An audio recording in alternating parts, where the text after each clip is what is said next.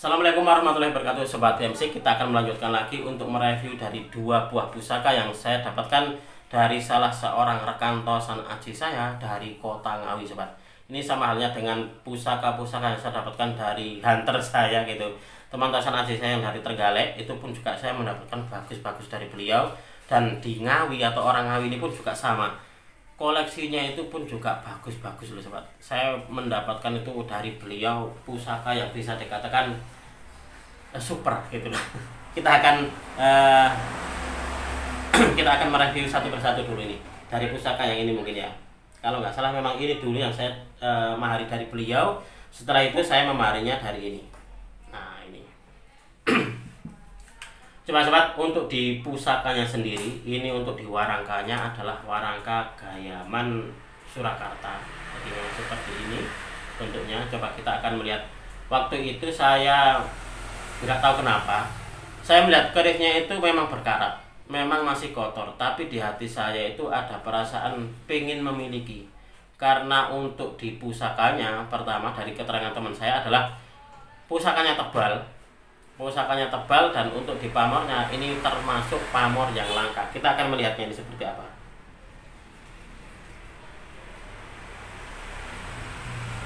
Nah ini Sobat, ini adalah wujud dari pusakanya. Ini bau minyaknya. Kira-kira ini minyak apa ini ya? Kalau zaman dulu itu memang untuk memberikan kesan mistisnya, banyak di antara masyarakat yang merawat pusaka itu dikasih minyak mesik hitam. Padahal kalau untuk saya pribadi kok tidak merekomendasikan. Kenapa? Karena minyak mesik hitam itu kan minyaknya lengket. Kalau minyaknya lengket otomatis gampang sekali menyerap debu. Kalau gampang berdebu akhirnya gampang berkarat Sobat. Nah seperti itu. Itulah kenapa saya tidak merekomendasikan untuk memakai minyak mesik hitam. Memang bau mistisnya memang terasa sekali, sangat kuat banget. Tapi kalau untuk di pusakanya kok kayaknya akhirnya gampang kotor, gampang berkarat. Itu seperti itu. Oke, kita lanjut lagi Sobat. Untuk di pusakanya ini dapurnya dapur sejuta umat atau pusaka dengan dapur brojol. Karena keberadaan dari dapur ini memang sungguh sangat banyak di kalangan dunia tosan aji. Untuk di pamornya sendiri kalau Anda melihat ini semacam ada garis di bagian tengah Sobat. Nah bagian tengah ini ada semacam kayak garis, ini pun juga sama. Nah, terus di bagian sini ada semacam kayak bulat gitu. Nah, kanan kirinya itu bulat seperti ini. Mungkin nanti akan saya balik untuk kameranya biar Anda juga bisa melihat lebih detail. Nah, dari keterangan teman saya, ini untuk di pamornya adalah pamor kupu tarung, Sobat. Ini pamornya pamor kupu tarung. Saya melihat memang untuk di bilahnya kalau Anda melihat ini sangat tebal. Ini pusakanya tebal dan juga bisa dikatakan masih tergolong utuh. Mudah-mudahan ini kan kalau Anda melihat di sini, ini ada karat yang agak tebal ini Sobat. Mudah-mudahan ini nanti tidak mengikis dari pamornya. Itulah kenapa ini nanti akan cepat-cepat saja diwarangkan Sobat. Pusaka seperti ini sebenarnya adalah pusaka bagus, tapi kalau tidak terawat tidak akan muncul keindahannya. Ini adalah pusaka yang pertama. Coba kita akan melihat di pusaka yang kedua. Ini waktu itu kalau nggak salah dia masih berada di rumahnya pemiliknya kalau nggak salah. Nah, saya terus tanyakan, wah pusaka ini kayaknya bagus gitu loh. Pusakanya kayaknya bagus. Ternyata memang benar. Terus pusakanya ditawarkan gitu loh. Terus saya tanyakan gitu. Ternyata alhamdulillah akhirnya kena juga. Untuk di warangkanya sendiri ini pun kemarin kalau nggak salah beliau bilangnya juga terbalu ini Sobat. Nah, ini gandar iras, jadi warangkanya iras dan untuk di sini ada motifnya. Nah, ini juga gawannya. Untuk di sini dia memakai selut. Kira-kira ini terbuat dari apa ya ini ya? Karena saya belum pernah melihat selut yang seperti ini. Ini bagus loh ini. Ini pusakanya bagus ini. Coba kita akan melihat wujudnya seperti apa ini Sobat.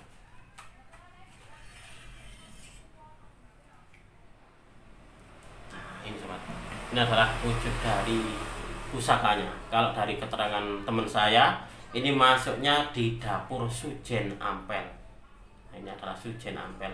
Jadi memang gini, Sujen Ampel dan juga Sempaner itu memang hampir sama. Jadi saya kapan hari itu menanyakan kepada senior saya kan. Jadi kalau untuk di keterangan buku dapur Sempaner itu harus ada tikel alisnya. Nah, kalau tidak ada tikel alisnya masuknya di dapur Sujen Ampel. Tetapi sobat, Sujen Ampel itu seperti halnya namanya. Sujen itu adalah tusuk sate, ampel itu adalah nama bambu. Jadi tusuk sate yang terbuat dari bambu ampel. Berarti untuk di wujud pusakanya itu adalah kecil, agak mengecil. Saya bertanya kepada teman saya yang ada di Jogja waktu itu, Mas, untuk di pusakanya ini apakah tidak masuk di Sujen Ampel? Tidak, Mas Tony, ini maksudnya di Sempaner. Kalau Sujen Ampel itu dia bilangnya agak kecil, seperti halnya sajen, tusuk sate atau sujen. Nah, seperti itu. Akhirnya terus oh gitu ya. Jadi ya boleh apa ya? Karena gini, ada juga yang bilang bahwasanya Sempaner itu harus ada tikel alisnya. Kalau tidak ada tikel alisnya berarti masuknya di Sujen Ampel. Nah, ada yang bilang kalau tidak ada tikel alisnya itu pun juga masuk Sempaner. Kalau bilangnya tidak mengecil atau tidak kecil seperti ini. Saya gini. Makanya kenapa saya ingin berpesan kepada sobat, nggak usah terlalu wah ini kira-kira masuk di apa ya, karena gini, terkadang setiap daerah itu dapurnya sama tapi ricikannya terkadang ada yang berbeda. Ada yang gitu juga sobat, sepengalaman saya, karena waktu itu saya bertanya kepada salah seorang senior di Solo. Jadi dapurnya itu ada tikel alisnya. Saya tanyakan yang satunya itu tidak ada tikel alisnya, apakah ini Sujen Ampel ataukah Sempaner? Dia bilangnya Sempaner. Apakah bukan Sujen Ampel? Saya gitu, bukan, Mas Tony. Terus tak tunjukkan di foto yang kedua, kalau yang ini seperti apa, ada tikel alisnya. Nah, itu aneh lagi juga, Mas Tony. Mungkin itu Sempaner tapi dari gaya daerah lain, daerah Kulonan atau mana gitu. Kulonan itu berarti mengacu kepada Cirebon, Segaluh ataupun juga Pajajaran. Seperti itu sobat. Yang saya ketahui.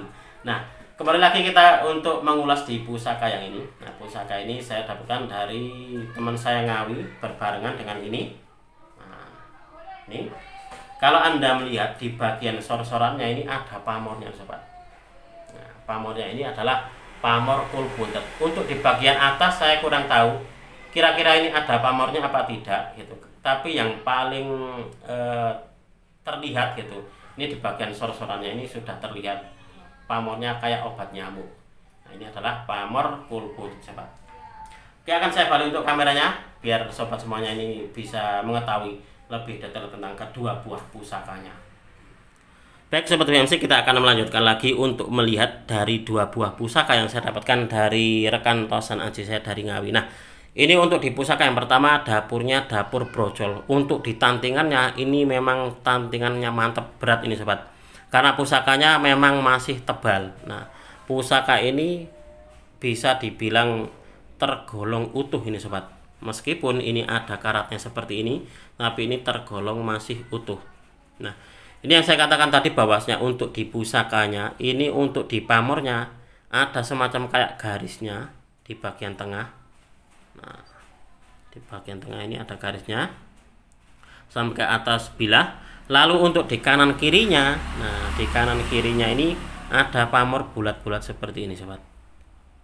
Nah, yang dikatakan teman saya kemarin, untuk di pamornya ini pamor langka Mas Tony. Nah, pamor langka yaitu pamor kupu tarung. Nah, ini adalah pamor kupu tarung.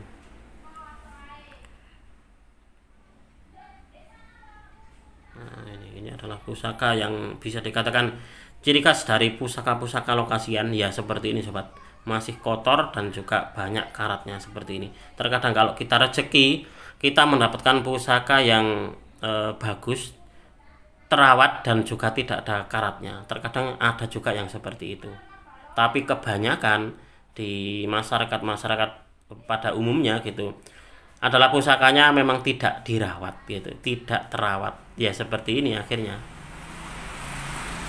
Nah, oke, ini adalah pusaka yang pertama dengan dapur brojol dengan pamornya pamor kupu tarung, dan ini masih sangat tebal sekali nih. Bahkan untuk di pesinya kemarin ditunjukkan kepada saya. Nah, pesinya pun juga seperti ini.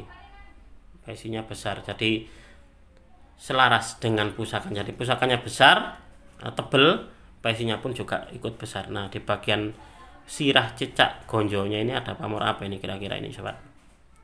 Apakah palsu alam atau bukan ini ya? Nah, ini biar diwarangi dulu oleh tukang warang saya, biar nanti kita tahu keindahan dari pesona pusakanya. Nah, lalu yang kedua ini sobat, saya juga seneng banget melihatnya gitu. Warangkanya bagus loh ini. Ini warangkanya bagus. Nah, seperti ini. Nah, untuk di pusakanya ini.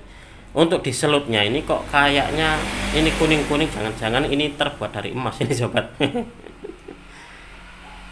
Ini mungkin lawasan juga loh ini untuk di selutnya ini. Ini kalau emas ya rezeki ini berarti saya ini sobat. Cuma sayangnya saya itu tidak mempunyai gitu loh, untuk mengetes kira-kira ini terbuat dari emas atau tidak gitu, saya belum memiliki ini sobat. Oke, untuk di pusakanya, nah ini adalah dapurnya, dapur Sujen Ampel sobat. Bentuknya memang agak kecil dari kebanyakan keris-keris pada umumnya, karena sesuai dengan namanya Sujen. Sujen itu adalah tusuk sate. Kalau ampel itu di dalam pengetahuan tosan aji saya adalah nama sejenis bambu ampel. Di Sujen Ampel itu berarti adalah tusuk sate dari bambu ampel. Nah, itulah kenapa pusakanya bentuknya agak kecil seperti ini, ramping seperti itu. Nah, di bagian sor-sorannya, nah ini pamornya sangat menyenangkan. Pamornya adalah pamor kul buntet sobat. Ini mudah-mudahan nanti kalau sudah diwarangi, mudah-mudahan ini muncul semuanya pamornya. Saya berharapnya ini untuk di atas ini mudah-mudahan ini kelengan. Gitu. Kalau di atasnya kelengan dan juga di bagian bawahnya ini dia pamor kul buntet kan apa ya, jadinya kok kayaknya bagus gitu loh.